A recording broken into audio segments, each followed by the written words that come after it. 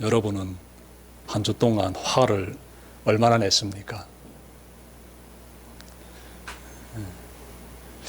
적어도 몇 번은 냈겠지요. 자녀를 키우는 분들은 좀 화를 더 많이 내는 것 같습니다.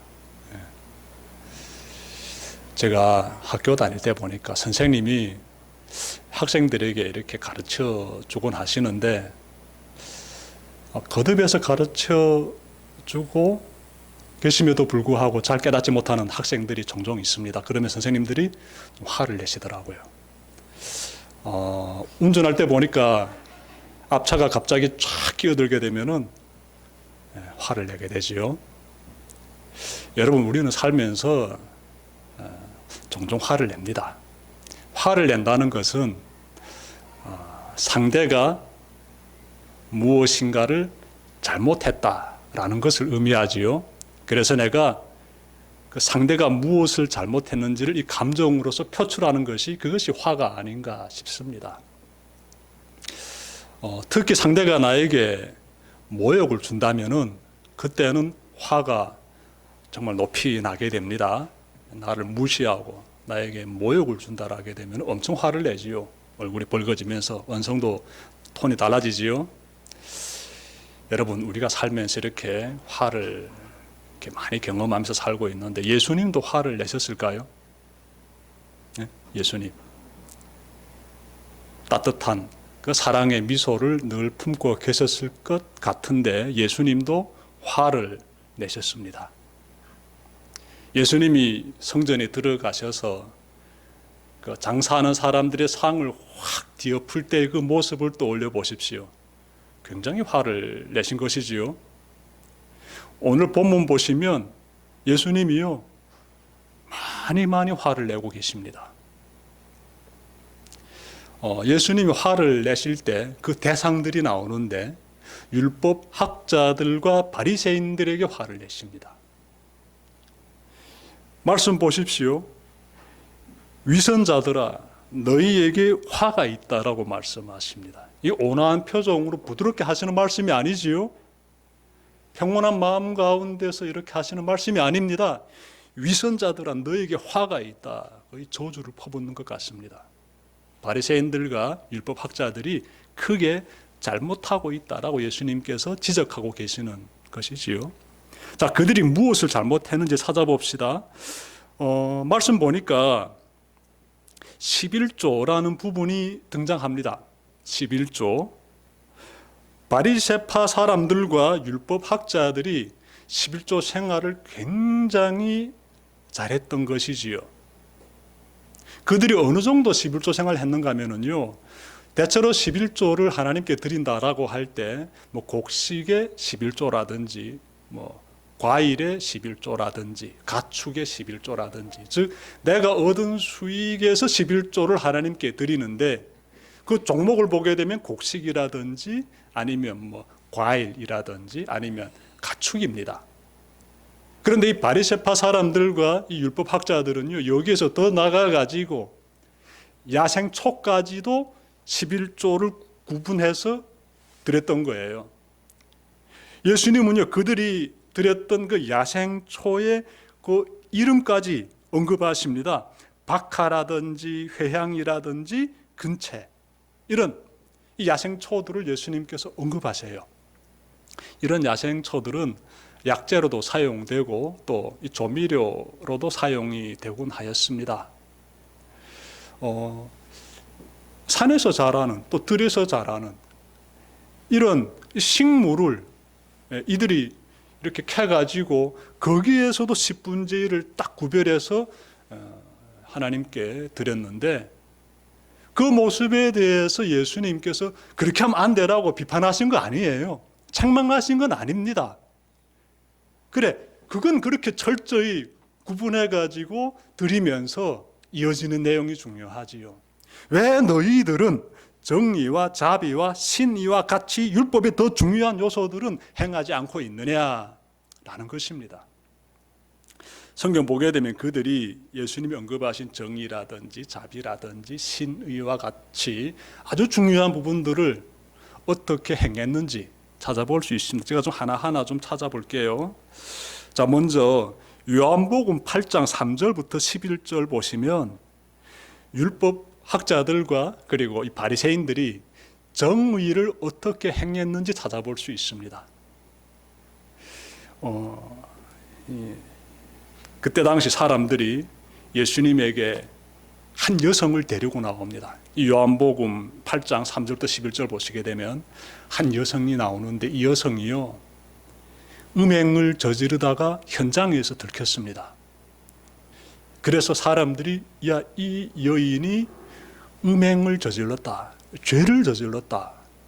그래서 여성을 질질 끌고 어디로 나오는가 하면 예수님에게로 찾아옵니다. 예수님에게 딱 나와가지고 율법에서 명한 대로 이 여성을 돌로 쳐야 됩니까? 라고 질문해요. 여러분, 율법이라는 것은요, 법이지요. 법이라는 것은 정의에 대해서 말씀하고 있지요. 무엇이 옳으냐, 무엇이 그르냐, 이것이 법이지요. 그래서 이 여성이 음행하다 붙잡혔은즉, 즉 죄를 저질렀은즉 법대로 이 여성을 어떻게 처형해야 됩니까? 돌로 던져 죽여야 합니까? 라고 예수님에게 질문합니다. 정의에 대해서 질문하고 있어요. 여러분, 예수님께서 이때 잘 하셔야 되는데, 예수님은 이 율법학자라든지 바리새인들이 어떤 의도를 가지고 지금 이 여인을 끌고 나왔는지 잘 아십니다. 그들이 지금 함정을 만들기 위해서, 예수님을 고발할 그러한 증거를 잡기 위해서 이 여성을 끌고 온 것이에요. 예수님께서 이 여성을 돌로 치라 라고 말씀하시면 율법은 지키는 것이 되는데, 로마의 법에 따르게 되면 유대인들은 사람을 죽일 수가 없습니다. 사람을 죽이는 그 결정적인 권한은 로마가 가지고 있습니다. 그래서 로마 법에 어긋나게 돼요. 또 반대로 예수님이 사랑과 자비를 가지고 여성을 돌로 치지 말라, 불쌍하지 않냐, 이렇게 말씀하시면 예수님께서 성경에 기록되어 있는 율법을 어기는 것이 됩니다. 그러니 예수님께서 이 둘 사이에서 판단하셔야 되는 것이에요. 예수님은 이 율법학자라든지 이 바리새인들이 어떤 목적을 가지고 나왔는지를 금방 알아채십니다. 그래서 이렇게 말씀하셔요. 너희 중에서 죄 없는 자가 먼저 돌로 쳐라. 이렇게 말씀하십니다. 너희 중에서 죄 없는 사람이 먼저 돌로 쳐라. 하나님의 법대로 너희들이 그렇게 떳떳하게 살아왔다면은, 그래서 하나님의 법 앞에서 너희들이 부끄러운 죄가 없이 정의롭게 살아왔다면은 너희들이 쳐라. 무엇으로? 돌로 쳐라. 그러자 나이 많은 사람부터 시작해서 젊은이에 이르기까지 다 자리를 두고 말았습니다. 요한복음 8장에 나오는 이 사건이 무엇을 말해주는가 하면, 당시 이 율법학자라든지 바리새인들이 정의롭게 살지 못했다라는 것을 보여주고 있습니다. 정의롭게 살지 못했어요. 자, 이어서 누가복음 18장 9절부터 14절 봅시다. 여기서는요, 율법학자라든지 바리새인들이 자비롭게 살았는지를 우리가 찾아볼 수 있습니다. 자비. 예수님의 이 비유에 두 사람이 등장하는데, 누가복음 18장 이 9절부터 14절은 예수님의 비유의 말씀이 기록되어 있습니다. 자, 두 사람이 등장하는데 한 사람은 바리새인이고 한 사람은 세리입니다. 이 바리새인이 성전에서 하나님께 기도를 드립니다. 하나님, 저는요 금식도 잘하고 11조도 잘 드리면서 저는 의롭게 살았습니다. 저 옆에 기도드리고 있는 그 세리를 바라보면서 저는 세리처럼 살지 않았습니다 라면서 아주 당당하게 하나님 앞에서 자신의 의로움을 과시합니다. 그때 옆에 있던 이 세리는요, 가슴을 치면서 눈물 떨구면서 하나님께 나는 죄인입니다, 나를 불쌍히 여겨달라고 기도드립니다. 이 두 모습을 예수님께서 이 비유에 언급하시면서 바리새인이 하나님으로부터 의롭다 여김을 받은 것이 아니라 저 세리가 의롭다 여김을 받았다, 즉 세리의 기도가 응답이 되었다라고 가르쳐 주십니다. 여기에서 무엇이 나오는가 하면요, 자비가 나와요. 자비. 하나님이 품고 계시는 성품이요, 자비입니다. 긍휼이에요. 바리새인이든 세리든 다 하나님의 백성이지 않습니까? 참으로 바리새인이 자비로운 하나님의 성품을 깨달아 가지고 닮아가는 그러한 사람이었다라면은 옆에서 그렇게 죄인으로 살아가는 세리를 바라보면서 정죄하기보다는 불쌍히 여기는 마음을 품었어야죠. 당시 세리들은요, 세금을 징수하는 사람들이기 때문에 사회로부터 손가락질 받고 있었습니다. 즉 로마 정부를 위해서 일하고 있는 그러한 사람들이기 때문에 사회에서 세리가 가지고 있는 위치가 굉장히 좋지 않습니다. 좋은 이미지를 가지고 있지 않아요. 죄인이라는 딱지를 딱 뒤집어 쓰고 사는 사람들이 세리입니다. 그러니 그러한 세리를 바라보면서 정말 하나님 말씀 가운데 거하고 있는 사람이라면 하나님의 자비와 긍휼을 나 또한 삶에서 구현해야지, 이런 깨달음을 가진 그러한 하나님의 백성이라면, 그러한 바리새인이라면은, 그러면 저 세리를 바라보면서 그렇게 손가락질이나 하면서 저 죄인 하면서 나는 저 사람보다 의롭습니다 하면서 자기 과신하고 그러지 않지요. 자비롭고 긍휼한 마음이 그 바리새인 마음에 없었던 거예요. 그러니까 저렇게 자기 과신하고 세리를 정죄하고 그러는 것입니다. 바리새인의 모습에서 하나님의 자비가 나타나지 않고 있지요. 자, 제가 지금 바리새인과 율법 이 학자들, 이 사람들의 삶에서 나타나지 않고 있는 모습 두 가지를 말씀드렸습니다. 두 가지. 첫 번째는 그들의 삶에서 정의가 나타나지 않고 있다. 두 번째는 자비가 나타나지 않고 있다. 세 번째 찾아봅시다. 세 번째는요, 요한복음 11장 13절부터 53절에서 발견할 수 있는데, 이들의 모습에서 믿음이 나타나지 않고 있어요. 믿음이. 여러분, 하나님 믿는 사람에게서 가장 중요한 것이 무엇이겠습니까? 당연히 신의, 즉 믿음이지요. 이 믿음이 있어야 하는 겁니다. 하나님을 믿는 사람이 하나님 백성이에요. 그런데 하나님을 믿는다면서 그렇게 사람들 앞에서 선생으로서 세워져 있는 이 바리새인들이요, 그 내면에 들어가 보니까 믿음이 없습니다. 요한복음 11장 13절부터 53절에서 발견되는데요, 이 본문은 굉장히 중요한 사건을 다루고 있습니다. 예수님이 서 계시는 곳이 어딘가 하면은요, 무덤 앞이에요. 그 무덤에는요, 나흘 전에 죽은 나사로라는 사람이 그곳에 있습니다. 죽은 지 나흘 되게 되면은요, 시신이 부패하게 되지요. 냄새나게 됩니다. 예수님께서 사람들에게 지시하십니다. 그 무덤 앞을 막고 있는 큰 돌을 옮겨놔라. 그러자 사람들이 큰 돌을 옮겨놔요. 많은 유대인들이 그 광경을 지금 지켜보고 있습니다.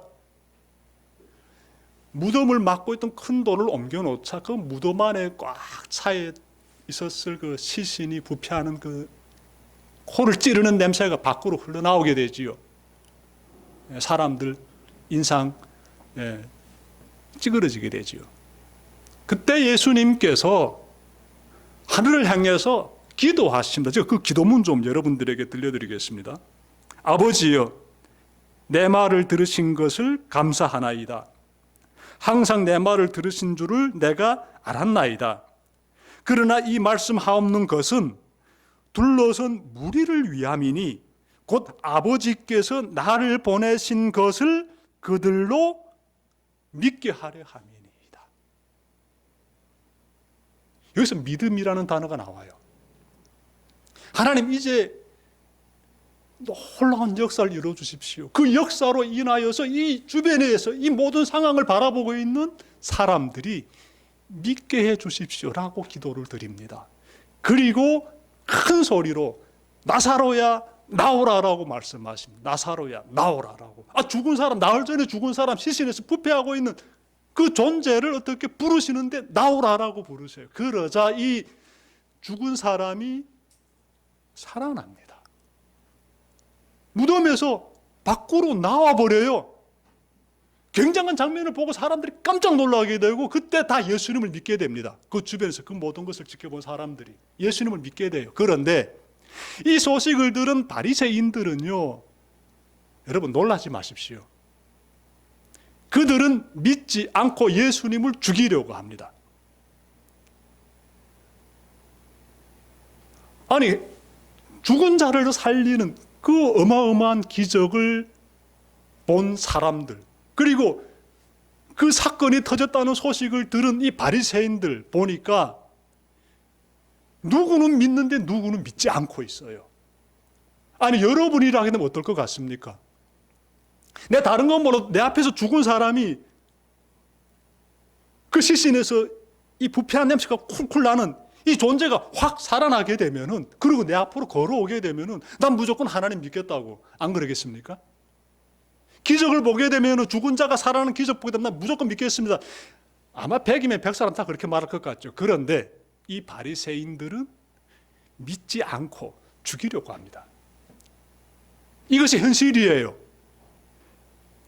이것이 지금 우리가 꼭 살펴봐야 되는 이 믿음이란 중요한 주제가 되겠습니다. 바리새인들은 믿음이 없는 거예요. 생명의 주관자가 되신 하나님께서 예수 그리스도를 통하여서 죽은 자를 살리셨는데, 예수님은 하나님이 보내주신 그 존재인데, 너무나 귀하신 존재 그리스도이신데 그 모든 사실을 받아들이려고 하지 않고 있다, 이것입니다. 믿으려고 하지 않고 있다, 이것이에요. 끝까지 완악한 마음, 돌 같은 마음 가지고 있다, 그것이에요. 이 바리새인들의 삶에서는요, 정의도 보이지 않고 자비도 보이지 않고 믿음도 보이지 않는 거예요. 그러면서 뭘 잘한다? 11조는 열심히 잘한다는 거예요. 11조는 심지어 그 야생초까지도 구분해가지고 11조를 바친다는 거예요. 그래서 예수님께서 24절 보니까 너희는 하루살이는 걸러내면서 낙타를 삼킨다라면서 외식하는 자들아라고, 눈먼 자들아, 이렇게 막 꾸짖고 계시는 것이지요. 여러분, 오늘 말씀 보면서 여러분들 어떤 생각이 듭니까? 이 믿음 생활이요, 이 바리새인들처럼 살면 안 됩니다. 아무리 예배 잘 드리고 11조 꼬박꼬박 잘 드려도요, 여러분들의 삶에서 하나님이 가장 원하시는 모습이 나타나지 않게 되면 다 필요 없습니다. 다 필요 없습니다. 그래서 미가 선지자가 이렇게 말했어요. 미가서 6장 8절에서 사람아, 주께서 선한 것이 무엇임을 내게 보이셨나니 여호와께서 내게 구하시는 것은 오직 정의를 행하며 인자를 사랑하며 겸손하게 내 하나님과 동행하는 것이 아니냐, 이렇게 말씀하고 있습니다. 하나님이 진짜 원하시는 것을 우리가 행해야 됩니다. 기뻐하시는 일을 우리가 해야 돼요. 예배 중요하지요. 그런데 그렇게 외적인 그러한 모습들, 11조도 중요하지요. 11조를 드려야, 그래야 교회가 운영이 되고 목회자들도 그 사례비를 받을 수 있는 거예요. 그런데 그 모든 것들도 중요하겠지만 그보다 더 중요한 게 무엇이다? 하나님 기뻐하시는 가장 중요한 게 있다는 거예요. 마태복음 22장 보게 되면 딱 나오지요. 이 바리새인들이 보낸 한 사람이 예수님 앞에 탁 나와가지고 하나님의 그 율법들 중에서 가장 중요한 것이 무엇입니까? 물어보니까 예수님께서 하나님을 사랑하고 이웃을 사랑하라, 이것이 가장 중요하다고 말씀하셨지요. 거기서 사랑이 나오지 않습니까? 그럼 여러분들이 사랑이 가장 중요하네요, 이렇게 생각하실 수 있는데, 오늘 말씀 보니까 정의와 자비와 그리고 믿음을 가지는 것이 가장 중요하다고 말씀하고 있어요. 그러면 이 사랑과 이 정의, 자비, 이 믿음은 서로 어떻게 동전의 양면이 되는 거예요. 같은 선상에 있습니다. 동전의 양면과 같아요. 하나님을 사랑하고 이웃을 사랑하는 사람의 삶에서 정의가 나오게 되고, 그리고 자비가 나오게 되고, 그리고 믿음이 나오는 거예요. 이 분리되지 않고 한 덩어리다, 이렇게 보시면 되겠습니다. 그런 사람이 예배도 드리고 11조 생활도 하는 것이지요. 하나님은 그런 모습을 원하신다는 거예요. 우리가 그렇게 살게 되면 하나님 앞에서 위선자야, 이런 말 안 듣습니다. 근데 이렇게 살지 못하게 되면 위선자야라는 호된 책망을 받게 되는 것이지요. 제가 작년도에 우리 교우들과 함께 영화 한 편 봤는데요, 존 오브 인터레스트라고, 기억나시지요? 네. 그 유대인 600만 명이나 학살 당했던 그 가슴 아픈 그 사건을 다루고 있습니다. 그 영화가 시작돼서부터 끝나는 내내 분위기가 굉장히 무겁고 심령을 좀 칵칵 찌르기도 하고 여운이 굉장히 짙은 영화예요. 근데 그 영화 보게 되면은요, 이 담장을 사이에 두고 한쪽에는 아우슈비츠 수용소가 있고요, 한쪽에는 그 수용소 소장의 집이 있습니다. 이 담장 밖에서는요, 그 수감자들이 얼마나 고통당하는지요, 계속 살 떨리는 비명소리가 울려와요. 정말 소름 돋습니다. 근데 이 담장 이쪽 반대편에서는요, 이 수용소 반대편, 여기에서는요, 아름다운 꽃들이 피어있는 정원도 있고요, 물놀이장도 있고요, 아이들이 거기서 막 뛰어놀면서 엄마와 히닥닥하고 있습니다. 그리고 이 수용소 소장은 관계자들과 함께 어떻게 하면 유대인들을 더 많이 죽일 수 있을까, 그 방법을 또 토의해요. 섬뜩하지요. 섬뜩해요. 왜 섬뜩한가 하면 이 수용소 소장이라든지 그와 함께하고 있는 이 집단을 보니까 유대인을 학살하는 것에 대한 티끌만한 죄책감도 없어요. 그래서 섬뜩한 거예요. 아주 자연스럽게. 그리고 이 가족들도 마찬가지예요. 이 수용소 소장의 이 가족들도요, 죄의식이 전혀 없어요. 국률한 마음이 전혀 없어요. 이들은 히틀러가 지시한 것이 곧 정의다라고 본 거예요. 우리 총통이 우리에게 지시한 것이 우리에겐 정의이고 우리는 총통에게 충성해야 된다, 뭐 이런 자세를 가지고 지금 사람을 죽이고 있더라고요. 지옥 같은 상황을 영화 가운데서 우리가 느낄 수 있더라고요. 야, 정말 인간이 저렇게 차질 수 있고 저렇게 잔인할 수가 있을까, 이러면서 막 이 마음이 계속 무거워져요. 영화 끝나는 내내 무거워져. 그런데 영화가 진행되는 가운데 굉장히 놀라운 장면이 나와요. 깊은 밤에 폴란드 소녀가 자전거 타고 어디론가 갑니다. 이 소녀가 도착한 곳은요, 유대인들이 작업하고 있는 강제노동 현장이에요. 잠깐 제가 설명해 드리면, 유대인들은요, 이 기차 그 화물통에 다 이렇게 실려가지고 이 아우슈비츠 수용소로 들어오게 되면 아이들과 여성들과 이 노인들은 일단은 즉시 죽입니다. 독가스실로 보내가지고 죽여서 다 태워버립니다. 끔찍하지요?